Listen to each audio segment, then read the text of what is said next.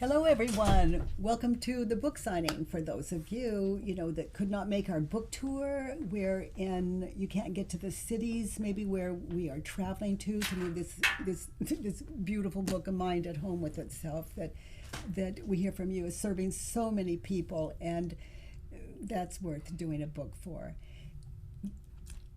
Someone asked, you can go to byronkatiebook.com and send in any questions you'd like us to answer, and that can be anything, and it can be as intimate as you want, or distant. And you can order signed copies from byronkatiebook.com. Which is what I'm doing here. I'm signing books just for that.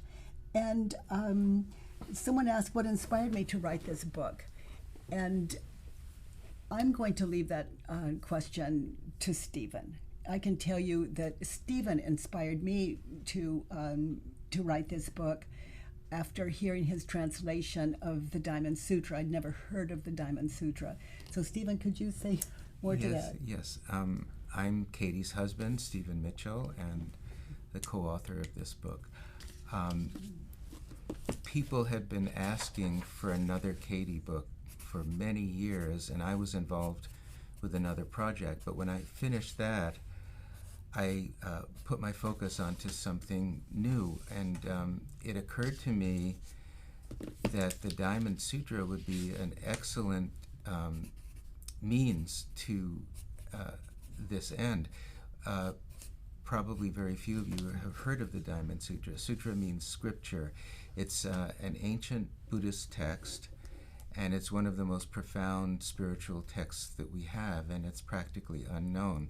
Part of the reason it's unknown is that the translations have been very academic and almost unreadable, and I thought it would be a worthy project to create a version that was available to everybody, however educated or uneducated they might be, and that was uncluttered and really directly delivered this profound message to a new contemporary public. So when I finished the version, I brought it to Katie and read it to her, one short chapter per day, and then wrote down her responses. The sutra is about generosity, and its central insight is that when you understand deeply that there's no such thing as a self or an other, that there's no separation in reality, then the natural response is generosity. It happens by itself. We don't have to do anything for it or about it. And the whole sutra revolves around this central insight. It's a text that was really important in the history of Zen, because one of the great early Zen masters became enlightened upon hearing one line from the Diamond Sutra, and that line goes like this: develop a mind that abides nowhere. That may not mean very much to you, but I thought it would be extremely worthwhile to have Katie illuminate that among other things in the book. And so in her responses, she's referred a lot to the stories of her first year or so after her experience of waking up to reality. And these stories are strange, gripping, dramatic, and I call them helpfully alarming. And they're stories that have never appeared before in print, and that really fit in very well to this into this context. So that, in a way, A Mind at Home with Itself goes deeper than any of the other Katie books that we've done together, or at least as deeply. And it's a very, to me, a very moving and beautiful book, and I hope you enjoy it. So I'd love you to read a portion of the book at some point, but for right now, some of you are sending in questions, and I would love to respond to those.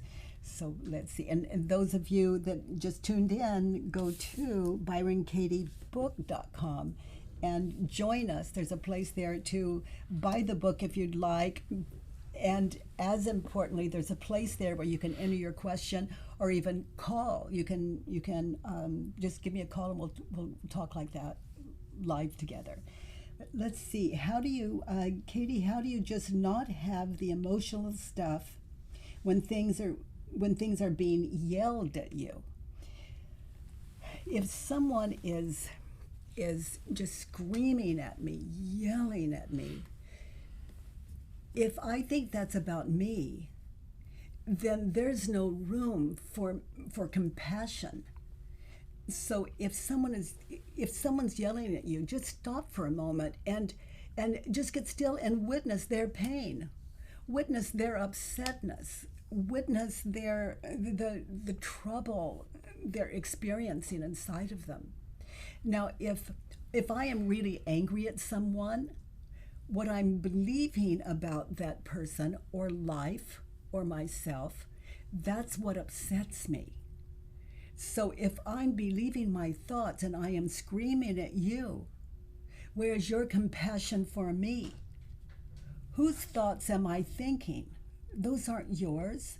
Those are mine. That's the cause of my suffering. So if you're angry at me or anyone in your life, I invite you to notice, whose property is that? If I'm angry at you, that's my property.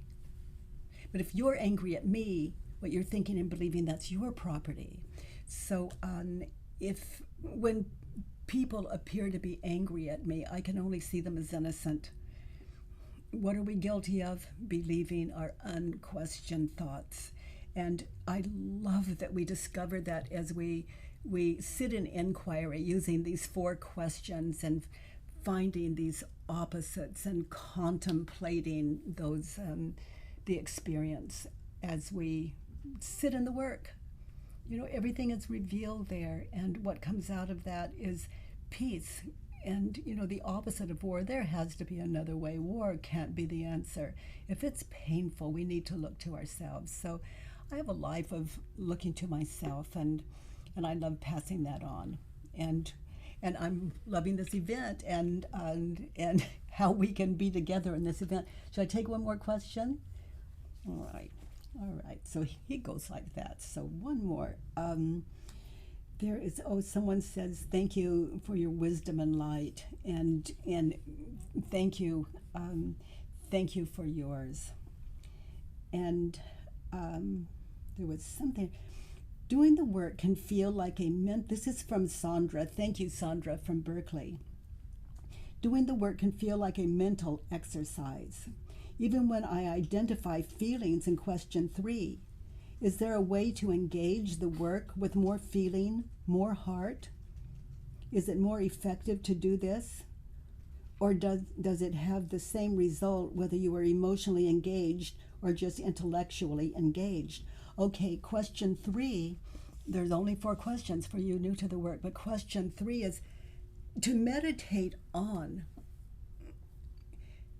how I react when I believe the thought, and we'll spin off of that last question, that you're angry at me. How do I react when I believe the thought you're angry, that you were angry at me? So now I can see in my mind's eye, it's over, maybe it's even the next day, and I can see that I can see you attacking me. It seems attacking me. I can see that in my mind's eye. So how do I react when I believe the thought?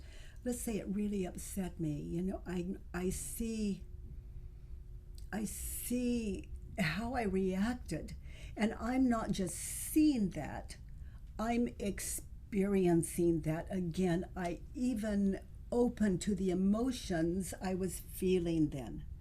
So this is a very, very intimate experience. I'm not just going, how do I react when I believe the thought, it upset me, and then move on to the next question. I am really witnessing in what arises when I invite myself to how do I react when I believe the thought, you attacked me yesterday. So I hope that answers your question. If I don't experience, if I'm not experientially sitting in this work, it doesn't run very deep. You know, it can be helpful, but we deserve more. Maybe we just sit in one question for 10, 15, 20 minutes, just witnessing how we react when we believe the thought. But for those of you new to the work, it's always freeonthework.com, and anything of value I have is freeonthework.com. And I think, honey, you know, when we do these books, it takes people to what they recognize within themselves. But how do we hold that in the world? How do we hold it? So, yeah, to drop in as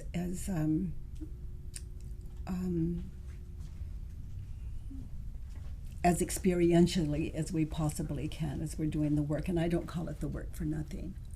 So, sweetheart, would you read a chapter or a portion of the book? Well, I'll read the chapter from the Diamond Sutra that begins each chapter in the book. I'll read a short passage from chapter 12. Chapter 12 is called Teaching a Cat to Bark. So the Diamond Sutra passage that begins that goes like this. The Buddha said, and by the way, the Buddha simply means the awakened one. The Buddha said, furthermore, Subhuti is the student that he's in dialogue with. Furthermore, Subhuti, if an open-minded person, upon hearing this sutra, could truly realize what it is teaching, and then embody it and live it, that person would become a Buddha, worthy of the deepest respect from all beings in the universe. Even one glimpse of the truth is worthy of respect. How much worthier is a life fully transformed by insight and lived in perfect clarity. Wherever this sutra is embodied and lived, the Buddha is also present. And do you want to read something from the chapter? Oh, okay. So here we go. Thanks, honey. The work. When I say the work, you know, I mean inquiry. The work deals only with reality. Everything in the world is doing its job. The ceiling sits on the walls sit on the floor, the curtains are hanging in front of the windows. They're all doing their job.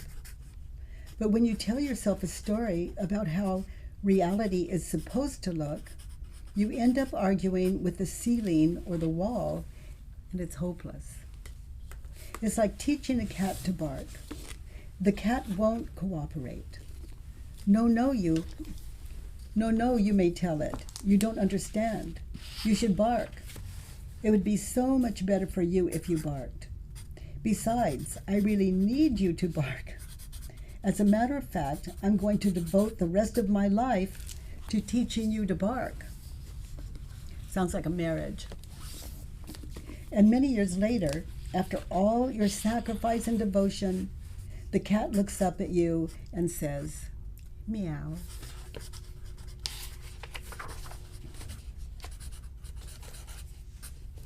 You can only listen and put yourself in their position.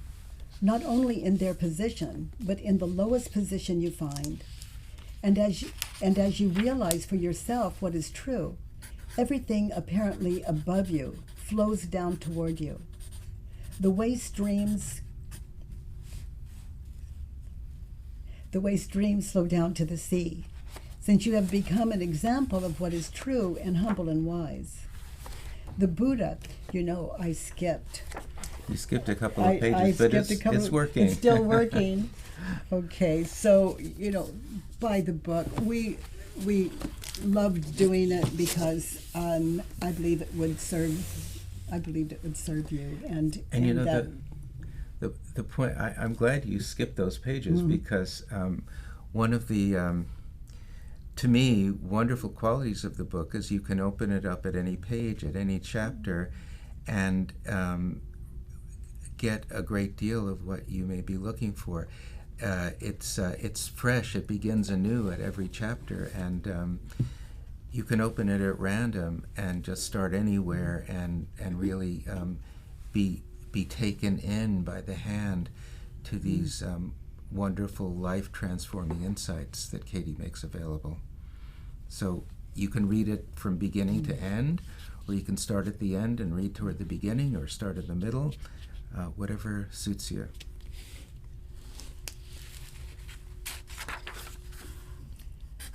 let's see, what is the most surprising thing you have learned about yourself while writing this book?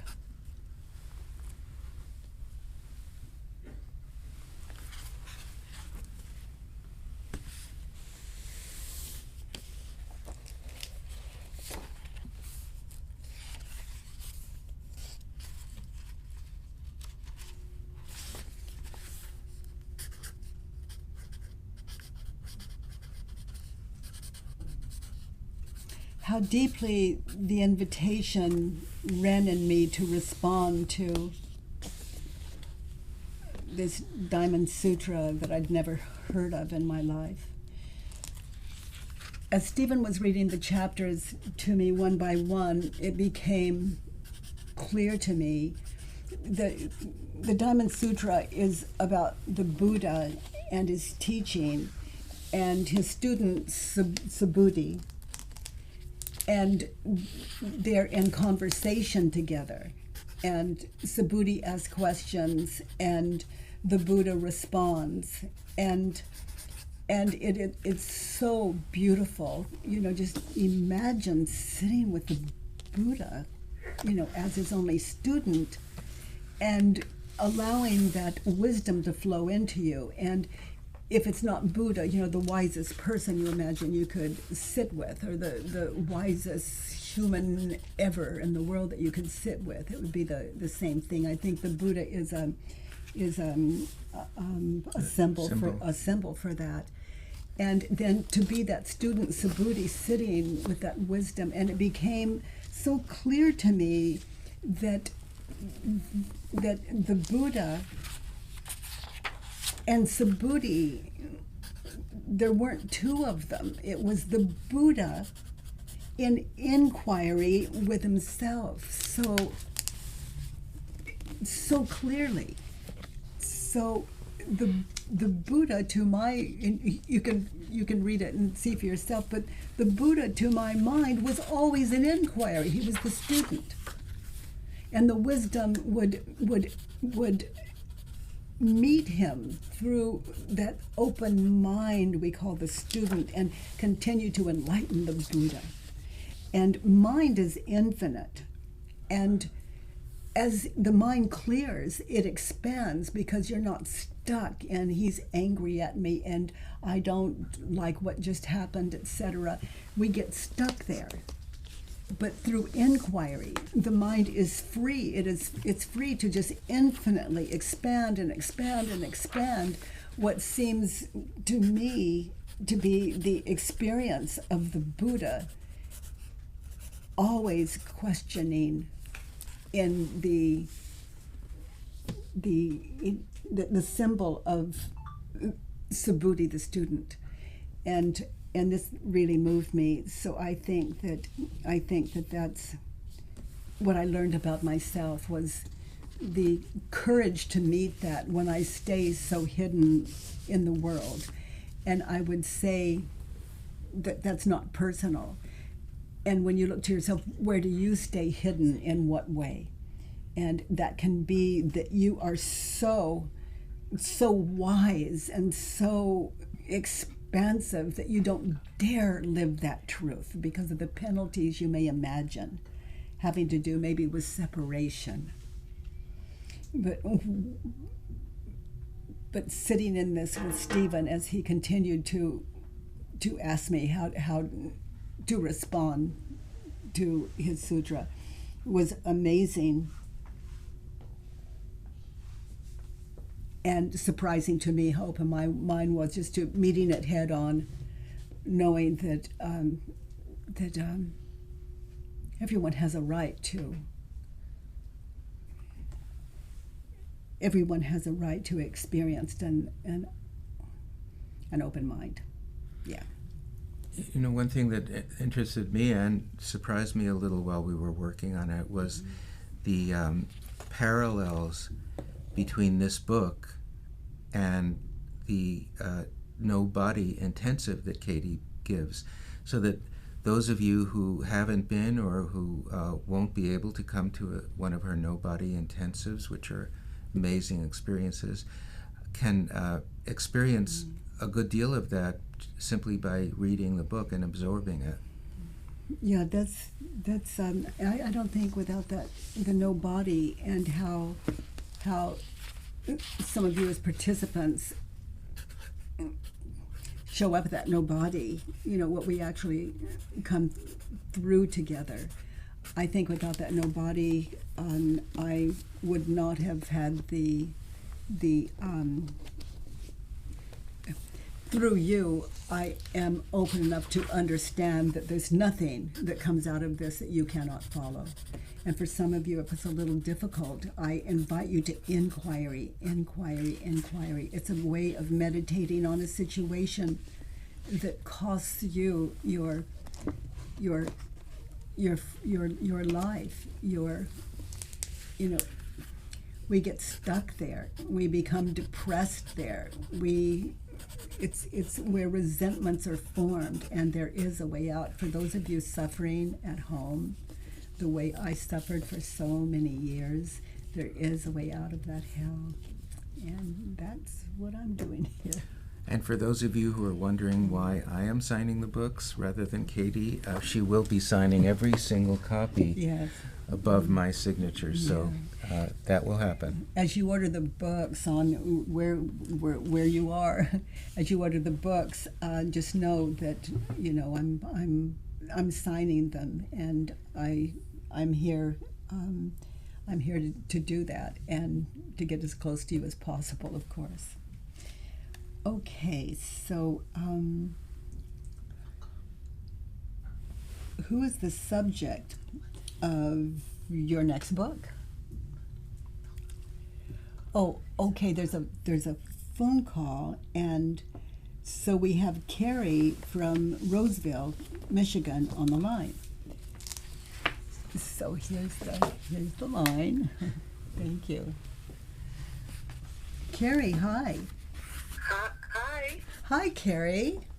Is this Byron Katie? It is. Oh my gosh. Oh my gosh. Hi. Hi. Thank you. Excuse me. Thank you for coming online. Oh, well, I was really surprised when I got the phone call because I submitted the question. Yeah. I read all your books, and Stephen's book, The Tao Interpretation, is absolutely wonderful. And Yeah. I've done the work on so many things, but this one thing. So what is your? About it Yeah. to anybody. Yeah. Yeah. So, excuse me. Oh, honey, that's okay. I certainly relate to the place you're in. I've been frightened, and I've shed some tears. So say more. What was your question? It was about how to handle like stalkers. I'm physically okay, you know. And I said to Lauren, I'm not like hiding in a closet, you know, but spiritually and within I am. And Okay. every time I hear from a certain individual that I've been avoiding for years, it pops up. Yes. It pops up. I got a block. And it triggers. Yes. And this is not a safe person. So, and I've come to that, you know, I understand that people are going to do what they're going to do. Yes. I can't control that. But I don't want to live like this anymore. Okay, so Spiritually, Carrie, it's killing me. So Carrie, close your eyes, Okay. and I invite you all to follow.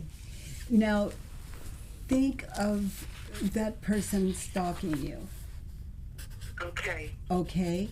Now, what do you fear is going to happen as he stalks you? What is the end thing that you fear?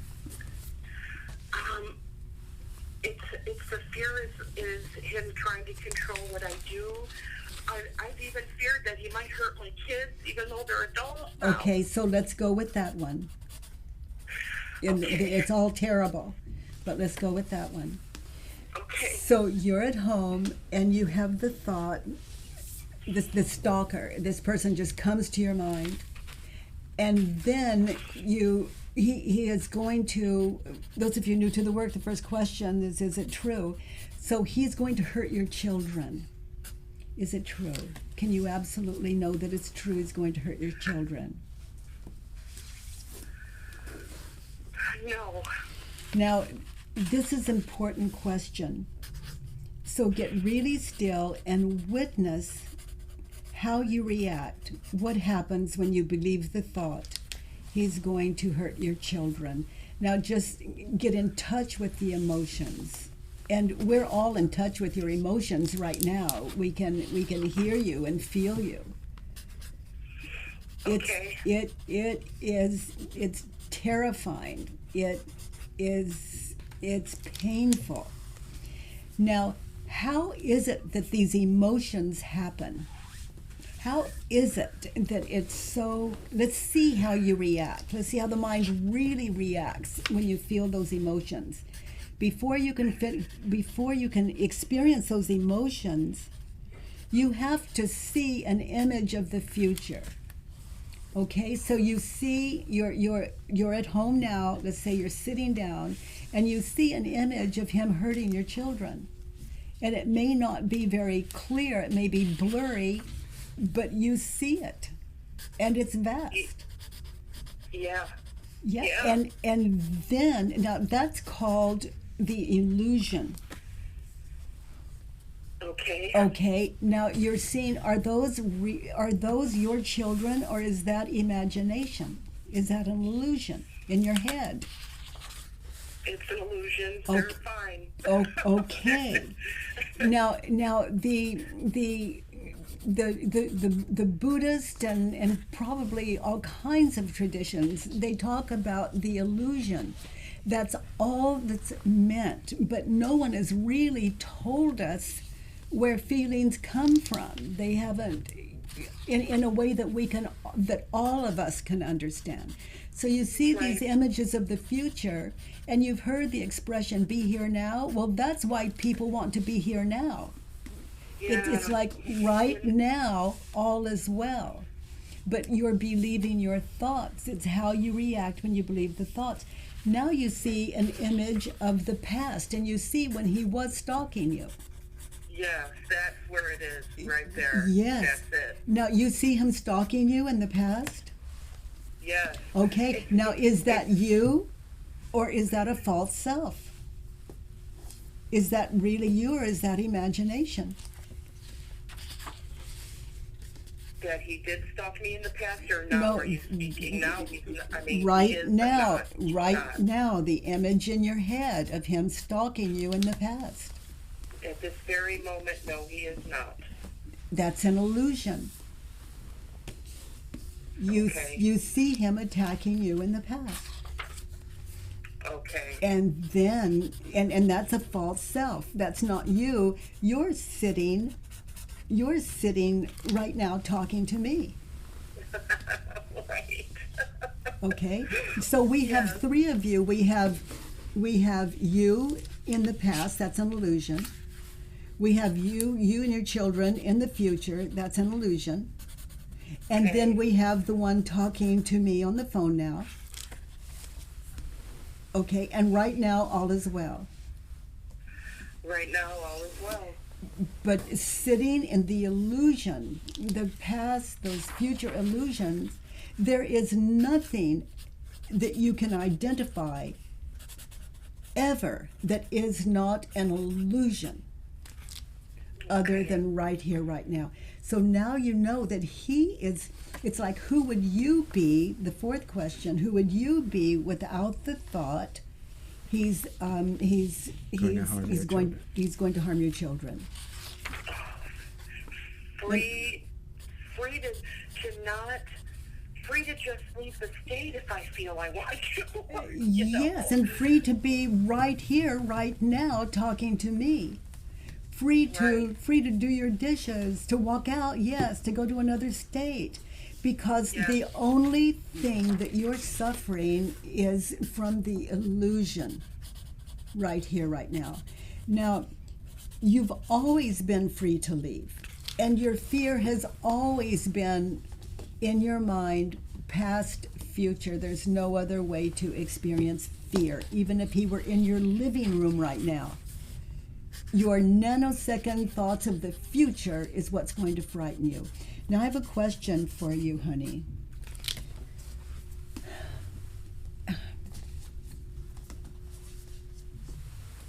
Hello? Yeah, well, here's the question. As we're talking, is he the one causing your suffering, or is it the illusion?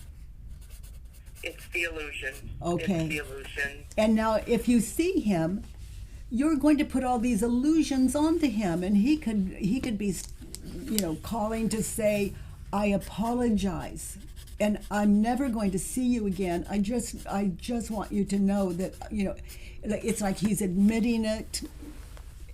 And he's completely sincere. It still doesn't mean you have to see him, Right, ever. I know what you mean. Yeah. But you know what I'm you know what I'm saying. He has not caused you harm in all these years. But the him in your imagination is the harm you've been causing, and that's where PTSD comes from. It's where agoraphobia comes from, things like this, depression, fear, basically. Right. So right. he is going to hurt my children. Let's turn it around. We've done 4 questions in slow motion. Now let's turn it around. He's going to hurt my children. What's an opposite? He is not going to hurt my children. Yes, that's not him. Right. That's not him. That was all you. It was all him. And it's funny, the ego, how it works. It's the first thing I say is, well, I won't let him touch my children. But yeah, and so much for that. Yeah, right. Because we don't have the power to change what we can't change. Right on. So he's going to hurt the children. Can you find another turnaround? I'm going to hurt my children from being so afraid. Yes, in your head. You've been using an image of him to hurt your children in your head. He's not doing that. Yeah. And they have said to me, even as adults, you're too protective of us. Yeah, so maybe you could leave me alone. Yeah, and stop stalking me, Mom.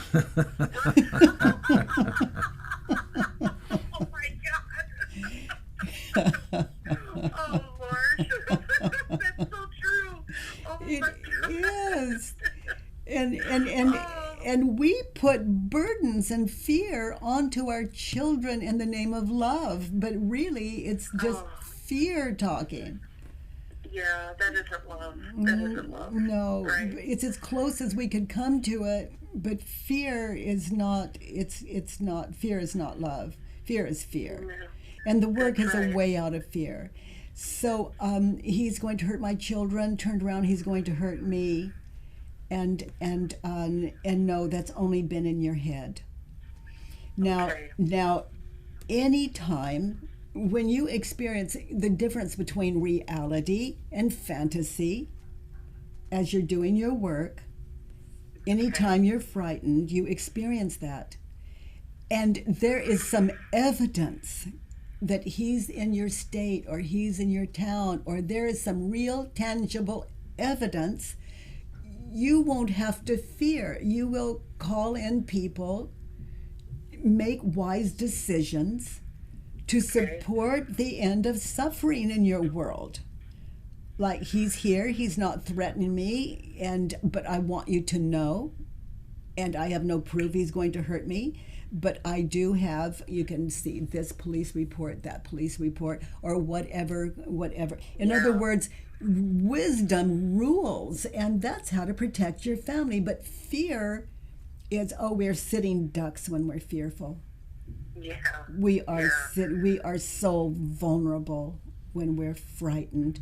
And there is a way out. And sweetheart, thank you for your trust in calling me and giving this to me and everyone watching. I think it's just extraordinary the way your mind is open to this discussion at all.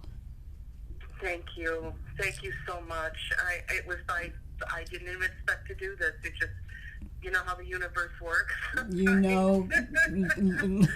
Love is the power and peace is the way. I sound like an old hippie, but what's true is true. Yes, absolutely. I miss the hippie movement. I guess I'm starting now. I was busy raising kids and doing the dishes and trying to pay the rent. Right. Yeah, right. Oh, precious. Thank you for your open mind and your generosity and sharing that with all of us. And thank you for being there. And I can't wait to read your book. I ordered it. I cannot wait to read it. It's going to be my Bible. Wonderful to sit together with you through life. Thank you, Katie. Bye-bye, precious. Bye-bye. Bye, Stephen. Bye. Oh my. So another question? Okay, yeah, let's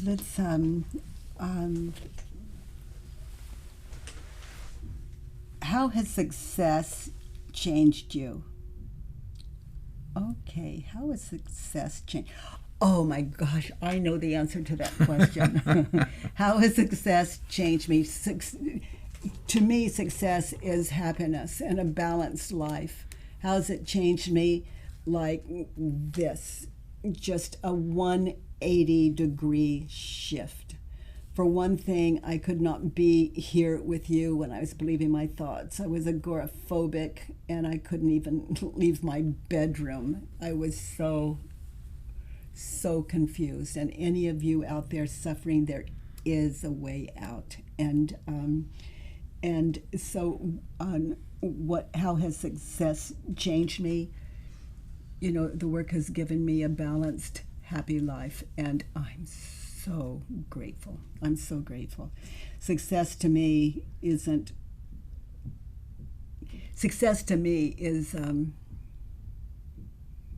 I can't go anywhere but that. That's the place I can go. So night and day. Okay, so you were pointing to one, Stephen. Oh, somebody wanted to know who is the subject of your next book. Okay, so Stephen has this idea for a book called The Good News, and actually he's been reading off and on. Whenever I can get some time from her, which is not often. He's been reading from your translation of a book that I wrote a couple of decades ago called The Gospel According to Jesus, and I think it would be, and it has been, an illuminating experience to have Katie react to these passages from what I consider authentic sayings and stories about Jesus from the first three Gospels. But it's so inspiring for me to listen to this, not having any experience in the Bible, and it's this man Jesus was, oh my gosh, I think that's like us at our best, at our very best, at our very wisest, and kindness and best meeting that. And as Stephen reads this to me, I just, I can speak out of my own experience just like any of you could, but it moves me so deeply. These books he keeps bringing to me, these translations of yours, they're just they're beautiful. So I think I mean, I love what we have so far, and I think it will be very helpful to Christians and non-Christians whose minds are open to it. Yeah, so it's what you seem to do, and I've heard you say this, I think, it's you fall in love with the consciousness, and then whatever it takes to translate that so that in English we can get as close to that consciousness as we possibly can. Isn't that what you do? Yes, when I fall in love with somebody, I naturally, as a next step, want to enter as deep an intimacy with that person or that consciousness as I possibly can. And it's in that way, it's a lot like marriage. Katie, when we first met and heard me talk about Lao Tzu and the Buddha and Jesus and the Zen masters, etc., used to refer to them as my dead friends. She'd say, "Oh, you and your dead friends." And we sometimes joke that she's the only non-dead person that I translate into written English. So there you have it. His first living consciousness. Oh my gosh. Let's see. So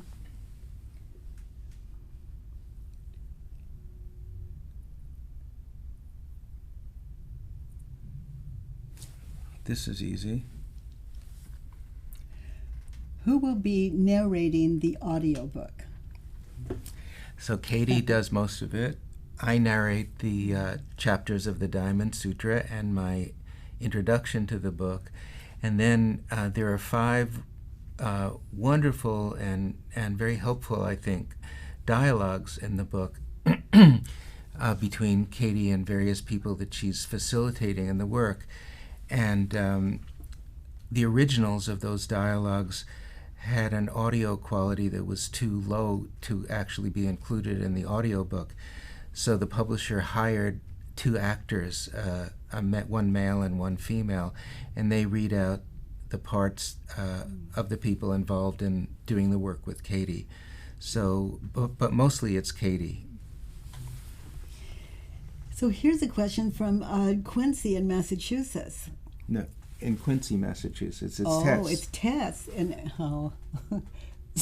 sorry, Quincy. I mean Tess. Okay, Tess in Quincy, Massachusetts. Is it too late to start in your mid-60s? No.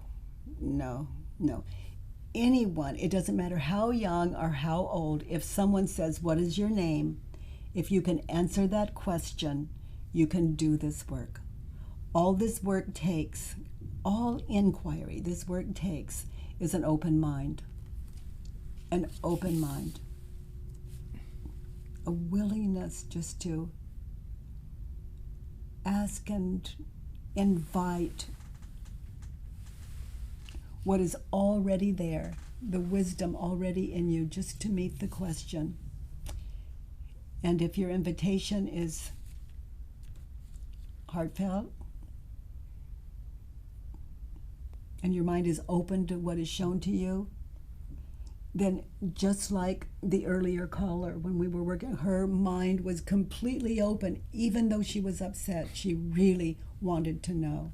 So no, Tess, no, never too late or too early. Katie's had people in their 80s attend her 9-day school for the work, and also people in their teens, and one or 2 preteens. So it really works for everybody. One of my sons came to on our book tour. We started with a Los Angeles event, and as we left the event, it sold out. It was they had to turn people away, which I don't like. And on our way home, he said to Stephen and to me, "I've never seen so many young people at one event." So it's for all ages, and anyone that wants a good life, that wants to be free, that is tired of the pain and suffering. Okay, This is a good this one. is for you. All right, this is this is from Keith in Ventura. Oh, Keithy, hi, honey. He says, I understand the book is about your reflection on the Buddha's Diamond Sutra. How does a mind at home with itself relate to the Buddha's teachings? So, Stephen, that one's for you. Well, the Buddha's teaching, and this is really valuable for anybody, whether or not they're religious. They can be Christian, Jewish, Muslim, anything, and their own personal spiritual practice will be enhanced by the teaching. So it's all about a mind at peace. In other words, the end of suffering. And the end of suffering is exactly what the work is about, too. So it's a perfect match. And also, as you were saying that, on a mind in peace is a mind at home with itself. A mind that is not at war with itself all the time. It's just, for example, if I have the thought, do the dishes, there's no mind going, it's not my turn, I don't like doing the dishes and all of that. I can't speak out of that because the image of the past are all that's keeping me from just following the simple directions and doing the dishes. So the mind at home with itself is like the mind and the body just moving like this. It's even the mind and the apparent body at home with itself when the mind's at home with itself. So it is true peace. And another way of saying that is a mind completely comfortable in the world, whether what happens is apparently good or apparently bad. It's never being thrown off balance by anything that can possibly happen. And that's what Katie brings to this book and to the world in her experience. And it's a wonderful, very clear illumination of teachings that can sometimes appear difficult at first. And I can also say, mind at home with itself doesn't mean a stupid mind. A mind at home with itself is also at home with itself because there is a wisdom that is within all of us, this wisdom and this creativity that is absolutely available and unlimited. And we don't have to choose. It just always makes sense. And the problem we're supposed to solve, to just use the word problem loosely like that, it's always in the moment. It's always right here, right now, because this is the only place we can settle it. It's not in the future. What we're to do now is simple to do, and it shifts that apparent future. And in that moment, and it's all just living out of itself. I think I've said a bit too much there. No, this is good. Okay, but you can move on to this is an interesting question. What do you love most about yourself? Thank you, Christina. I could go Chandler, on for Arizona. hours about what I love most about you, but the question's for you. So, Stephen? What do you most love about yourself? I think it's for you. Okay. What do I love most about myself? My mind. And I really can't claim it as my mind. What I love most about mind is that, the enlightened mind. And to me, that's not more or less than anyone else. No one's wiser than another human being. We all hold that wisdom equally. But this mind, enlightened mind, meaning there's no war, the end of war, and a kind of wisdom that it rules my life because it's like if it wants to rule my life, that's what I want too, because we're not in conflict, and the life is there's just no war here. There's no war here. Okay, what do I most love about myself? an open mind. A mind not at war with itself or anyone or anything.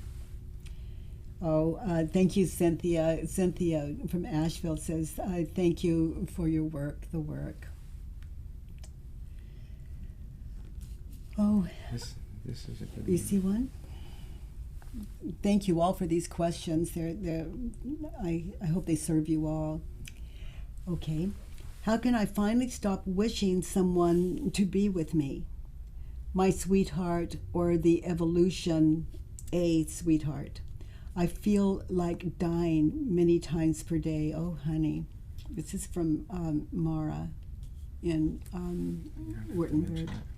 So how can I stop wishing for someone to be with me? You know,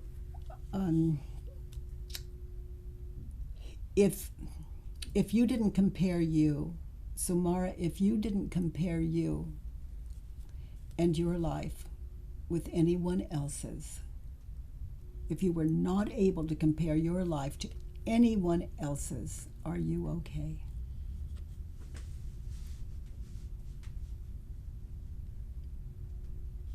You know, when you come to understand yourself, you come to love yourself. And that doesn't take two people, that only takes one. So I really invite you to the work. And other people in your life just become like a bonus, but not necessary. And that may sound odd and a bit off the charts. But as far as living with you, as far as your happiness, but it's really true. You know, self-love is the ultimate love to live with, and ultimately that's all you're living with anyway, just yourself. And like living with Stephen is who I believe him to be, and if I love my thoughts, I love Stephen, and if I love Stephen, I love myself. So that loving Stephen comes out of this. You think I've covered that? Can you say anything? I think that's a good answer. And I would do the work. Yeah. I need a partner. Is it true? That's a better answer. And yeah, just to cut to it, the work is always the way. And also to do the work on those people. You find let's say you're walking down the street, you see a couple walking down the street, and you think, oh, they're so happy. They're laughing together and holding hands, and they're so happy together. And then if you fill in a worksheet on that couple, you know, and that Judge and Neighbor worksheet, always free on thework.com. You can download it. You don't have to sign up for a newsletter. But they're so happy together. Is it true? Can you absolutely know that it's true? They're so happy together. And notice how you react when you believe the thought that they're so happy together. That's when your mind starts to compare. You see them, they're happy like that always, always, always, which is not the case. For all you know, they're divorcing within the year. And you compare that they're happy always, always, always, just like that. And then you see an image of you alone. And then you see an image in your head of them happy, happy, happy. You compare the two, and your heart breaks. So just notice who you are. Who would you be without the thought, they're so happy, just right here, right now? And experience you. Look around. There's more here for you than you could possibly, and you're here for you. You were over there in their lives, and now you're here for you. You know, you lost your partner yourself. So come home, and if you want to know more about the work, also we have the Institute for the Work. We have a helpline where people can support you to get started on the work, and also how to do the work. You can find that easily on the homepage at thework.com. And it's always, the helpline's always free. And the helpline's always free. And on a mind at home with itself, I hope that serves a lot of you as well. And honey, do you see another one here? Well, there are two questions about process, which we could answer, or I could answer quickly. Okay. Yes, there's a question about, was there anything that didn't make the cut when we were writing the book? Something interesting that just didn't fit the narrative. Yes, there were a few passages like that, and they've been cannibalized for the good news. So they will appear later when that book gets written. Here's one I like. Hi, Katie. So lovely to see your face and hear your voice as I sit here in Virginia. I don't have a specific question, just saying hello and hope all is happy in your world. Thank you, Robin. Mrs. Robinson. Robin from Virginia. Thank you, honey. And the other question about the book is, would you share with us how the writing of the book works for both of you? Who starts? That would be Stephen. Would be me. You know, thanks to Stephen, we have these books. In my world, it was that little book, and that was my book, and because of Stephen, that has been, you know, it's been expanded and expanded into to serving many people. We get great email, and it's worthy of any time it would take, and a privilege.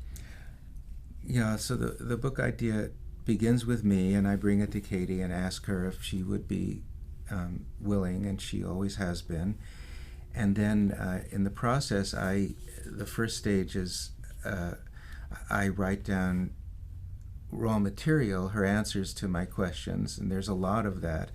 And then I kind of massage the spoken English into written English, and find a balance between what is meticulously true to her lived experience, which can sound very complicated in written English, and what is intelligible to a large audience. So if I've done my job well, what results is a written English that sounds very much like Katie in person.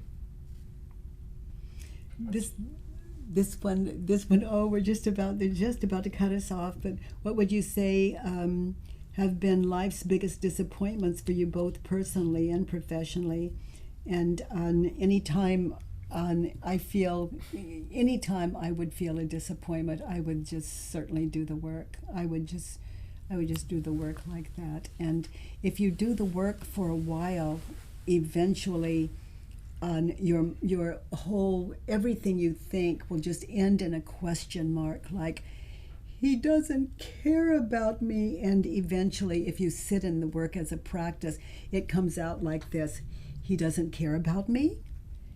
And then it's like, is it true? And so it really is, your whole mind just switches to a saner state of mind from a troubled one. And so is that it? Oh my gosh. So one more? Okay, maybe one more. He says, is there a date announced for a future no-body intensive in Europe? You know, I'm not sure. You can look on thework.com at my calendar, but I think it's for this spring, April or May. Yeah, so we're certainly working on it, and thank you for asking. That's why we have a no-body, and as you know, I consider very carefully before I ever schedule another one of those.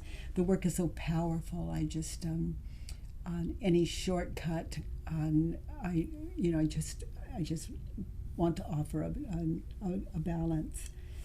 Here, the green. Okay, who can? It says,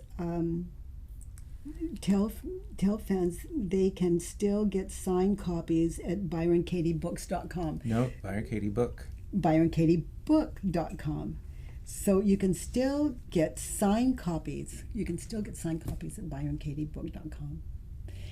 Thank you for our time together, and thank you to HarperCollins for giving this opportunity to share this time with you, and this book signing. Isn't this wild to do it like this? I love it. Honey, anything else? Bye. Bye, family.